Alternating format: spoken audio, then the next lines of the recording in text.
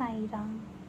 श्री दादा साहेब खापड़े द्वारा लिखी शिरडी डायरी, दिनांक 29 दिसंबर 1911। मुझे उठने में थोड़ी देर हुई और फिर श्री नाटेकर, जिन्हें हम हंस और स्वामी कहते हैं, के साथ मैं बातचीत करने बैठ गया। मैं पूजा वगैरह समय पर समाप्त नहीं कर पाया और साईं महाराज के बाहर जाते हुए दर्शन नहीं कर सका। जब वे मस्जिद लौटे तब मैंने उनके दर्शन किए। हंस मेरे साथ थे। साईं महाराज आज बहुत अच्छे भाव में थे और उन्होंने एक कहानी शुरू की जो कि बहुत बहुत प्रेरक थी। लेकिन दुर्भाग्यवश त्र्यंबकराव, जिसे हम मारुति कहते हैं, ने अत्यंत मूर्खतावश बीच में ही टोक दिया और साईं महाराज ने उसके बाद विषय बदल दिया। उन्होंने कहा कि एक नौजवान था जो भूखा था और वह लगभग हर लिहाज से ज़रूरतमंद था। वह नौजवान आदमी इधर उधर घूमने के बाद साईं साहब के पिता के घर गया और जहां उसका बहुत अच्छी तरह सत्कार हुआ और उसे जो भी चाहिए था वह दिया गया। लड़के ने वहां कुछ समय बिताया, मोटा हो गया, कुछ चीज़ें जमा कर ली, गहने चुराए और इन सब का एक बंडल बनाकर जहां से आया था वहीं लौट जाना चाहा। वास्तव में वह साईं साहब के पिता के घर में ही पैदा हुआ था और वहीं का था, लेकिन इस बात का उसको ज्ञान नहीं था। इस लड़के ने बंडल गली के एक कोने में डाल दिया, लेकिन इससे पहले कि वह बाहर निकले देख लिया गया, इसलिए उसे देर करनी पड़ी।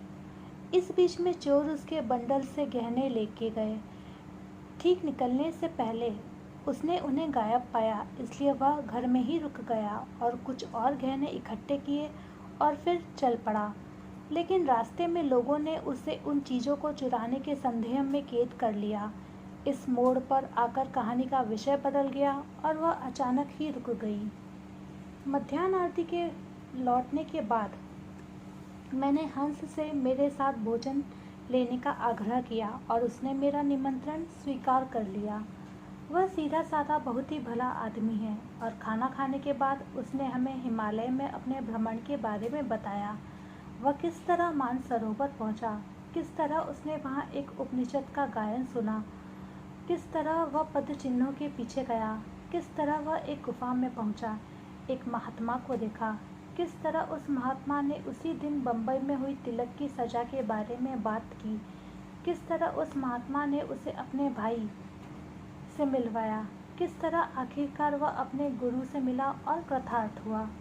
बाद में हम साईं महाराज के पास गए और मस्जिद में उनके दर्शन किए।